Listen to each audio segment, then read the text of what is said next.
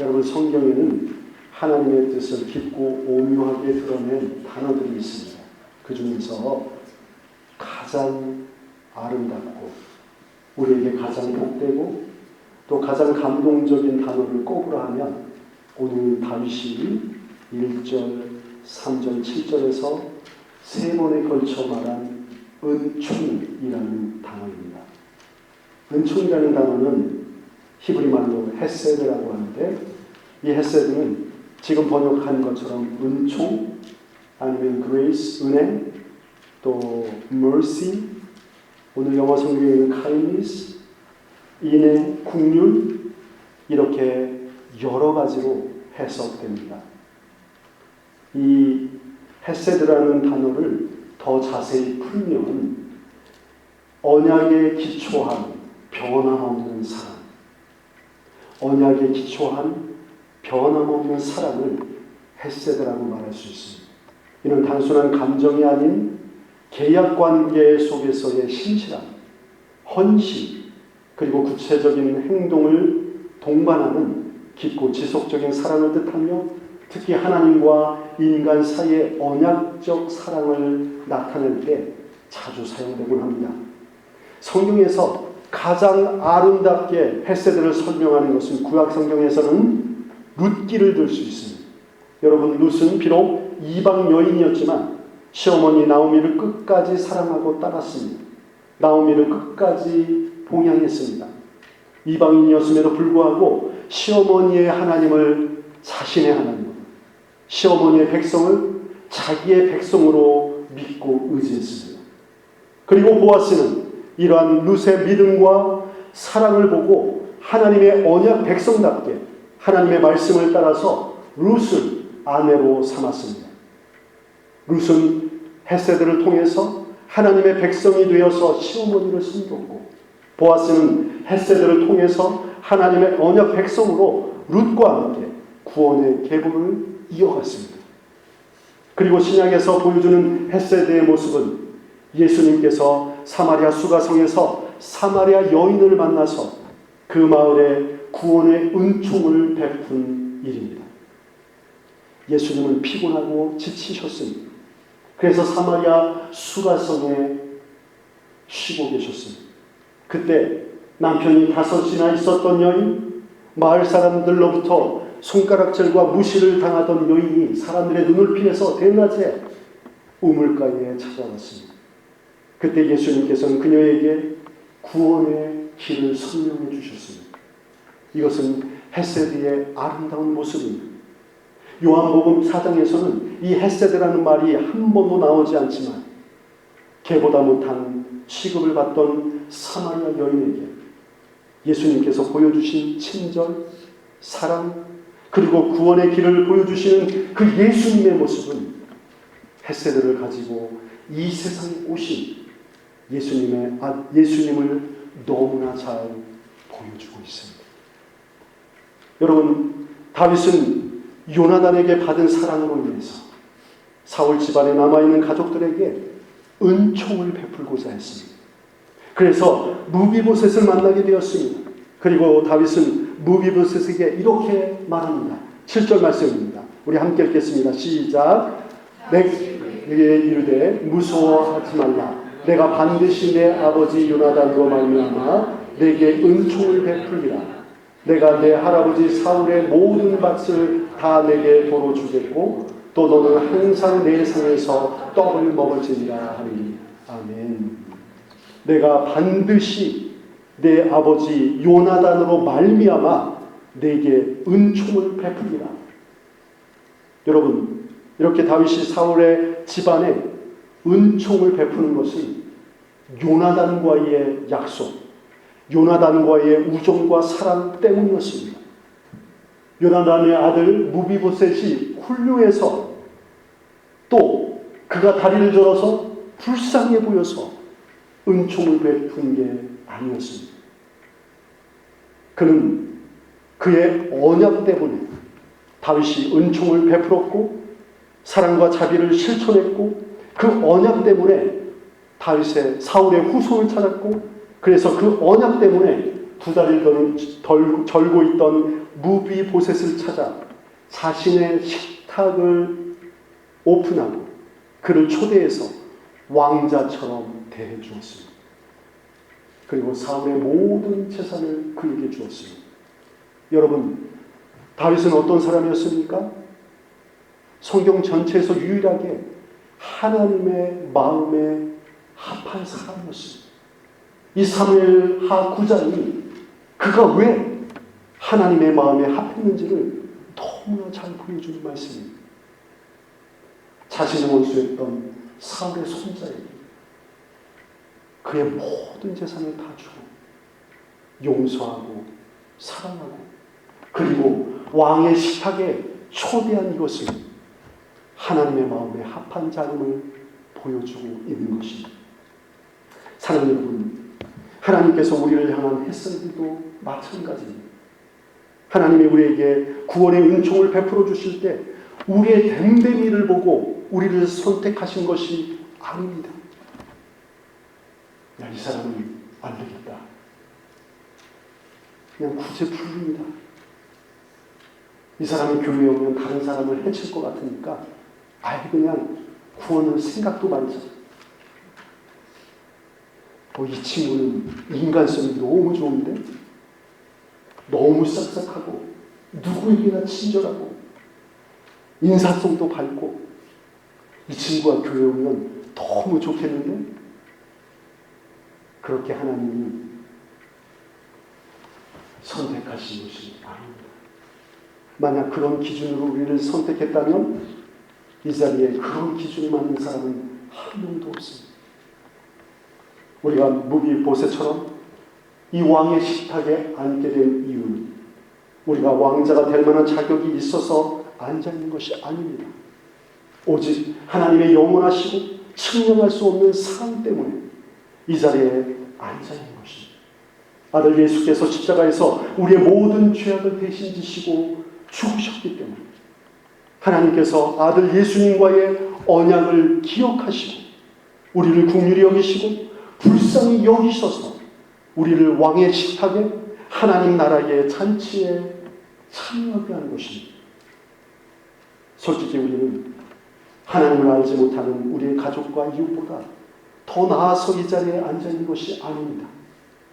인격적으로 도덕적으로 무엇 하나 세상 사람들보다 나은 것이 하나도 없다라고 고백할 수밖에 없는 것입니다. 세상 사람들보다 어쩌면 우리는 더 미워하고 더 용서하지 못하고 더 용납하지 못하고 세상 사람들보다 더 다른 사람을 깎아내리는 우리의 모습을 세상 사람들이 보면서 아니 저 사람은 왜 교회에 앉아있지? 그런 질문을 한다면 저와 여러분은 무슨 대답을 하겠습니까? 입이 있어도 말할 수 없는 게 우리입니다. 그렇게 우리가 하나님의 자녀로 이 자리에 앉아있는 이유는 하나밖에 없습니다.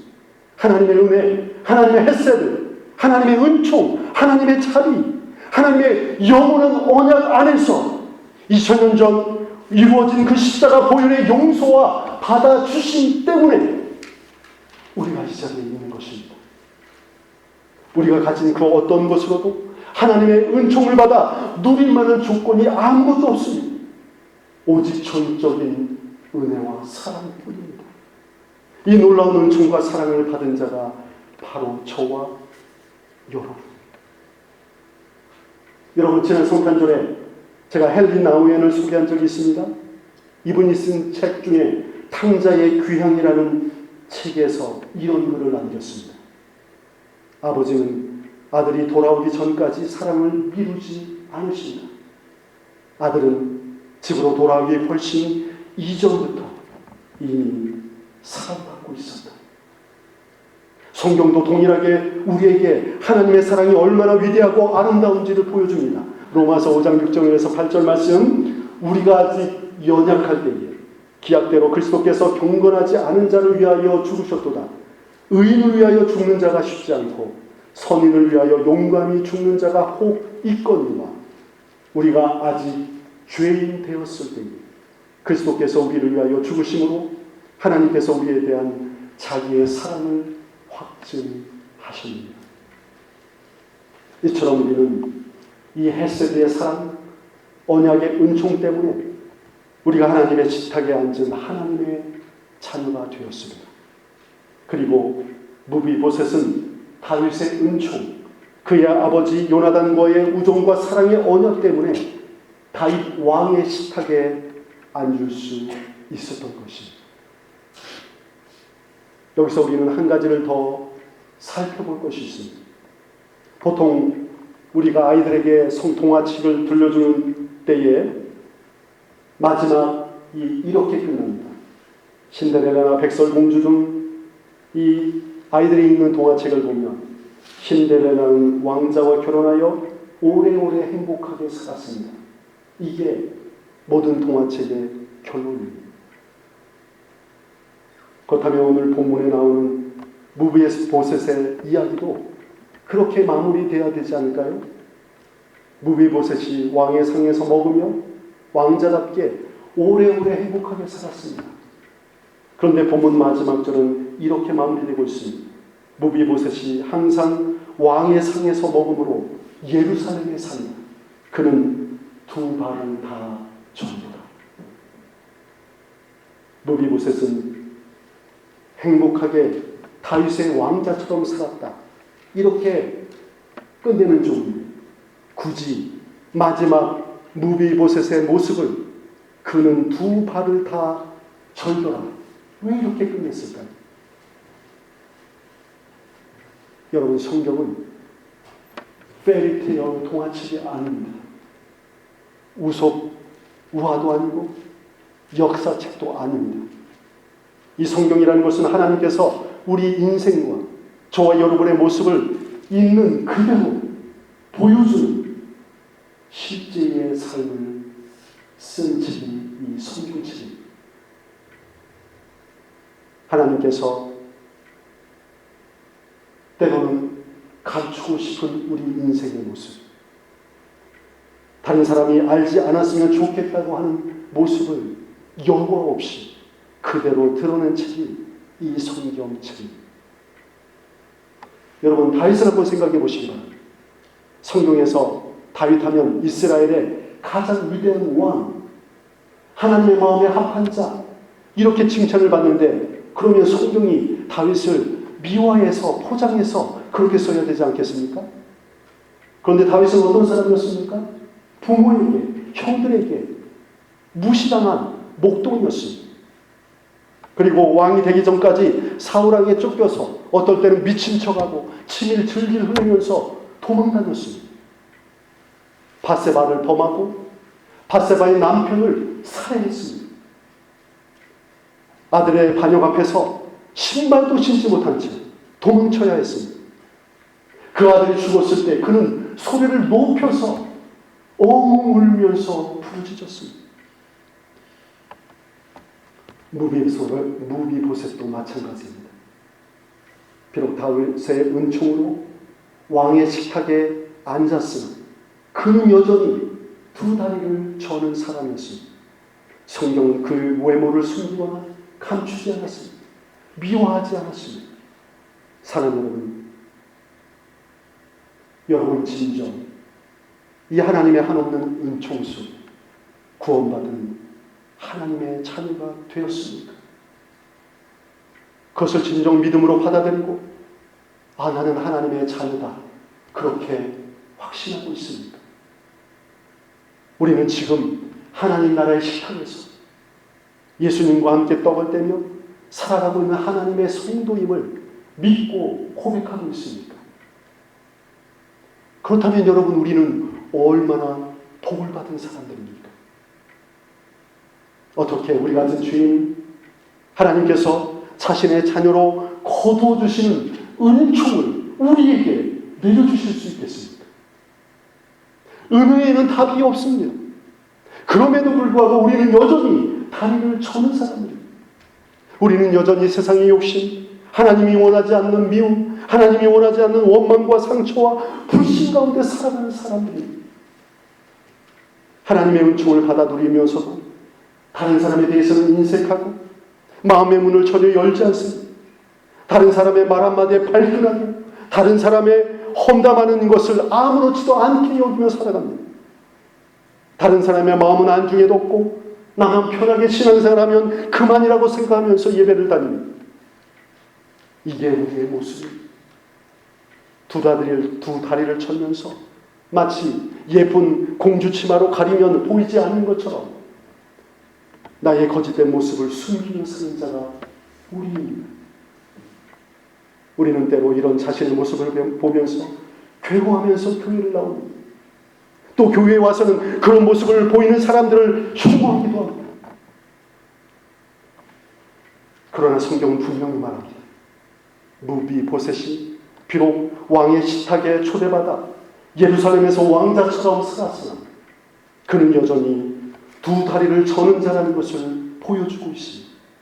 우리는 하나님의 자녀이지만 여전히 이 세상에서 육을 가지고 살아가기에 절뚝거리고 쓰러지고 실패하고 잘못된 판단과 정죄로 다른 사람을 힘들게 하는 것이 우리입니다. 이 긴장 속에서 우리는 괴로운 신앙생활을 할 때가 얼마나 많은지 모릅니다. 그러나 사랑하는 여러분, 우리 하나님은 자비롭고 은총을 베푸시는 헬세의 하나님이십니다. 그래서 이런 우리의 모습마저도 불쌍히 여기시고 회복되기를 원하시고 기다리고 계십니다. 그리고 이 짧은 세상의 고난과 이 아픔을 넘어서 저 영원한 새 예루살렘에서 완전한 거룩한 하나님의 자녀로 살아갈 하나님의 자녀라는 것을 잊지 않기를 원하고 계십니다. 다윗은 무비보셋을 자신이 살던 예루살렘에 초청하여 왕의 식탁에 앉혔습니다. 그러나 다윗도 예루살렘도 왕의 식탁도 무비보셋도 영원하지 않았습니다. 이 세상의 행복은 영원한 것이 아닙니다. 그러나 하나님의 헬셋, 하나님의 은혜와 자비는 영원하게 우리를 끝까지 포기하지 않으시고 영원한 저 새 예루살렘에서 예수님과 함께 영원한 복을 누릴 수 있도록 우리를 끝까지 지켜주십니다. 그래서 요한계시록 21장 2절에서 4절 이렇게 말씀합니다. 우리 함께 읽겠습니다. 시작. 또 내가 보매 거룩한 성 새 예루살렘이 하나님께로부터 하늘에서 내려오니 그 준비한 것이 신부가 남편을 위하여 단장하는 것 같더라. 내가 들으니 보좌에서 큰 음성이 나서 이르되 보라 하나님의 장막이 사람들과 함께 있으니 하나님이 그들과 함께 계시니 그들은 하나님의 백성이 되고 하나님은 친히 그들과 함께 계셔서 모든 눈물을 그 눈에서 닦아주시니 다시는 사망이 없고 애통하는 것이나 곡하는 것이나 아픈 것이 다시 있지 아니하리니 처음 것들이 다 지나갔음이로라. 아멘. 우리가 이렇게 하나님 나라의 식탁에서 복을 누리게 된 것은 우리가 이 복을 누릴 만한 자격이 있거나 조건이 갖춰져서가 아닙니다. 예수 그리스도 안에서 맺으신 하나님의 은총, 하나님의 햇서드가 아직도 살아있어서 저와 여러분을 믿음의 자리에 하나님의 나라에 초청해 주셨기 때문입니다. 이것이 복음입니다. 그럼에도 불구하고 우리는 다리를 저는 자처럼 여전히 부족하고 연약하며 때로는 세상 사람들보다 못한 인생을 살아가고 있습니다.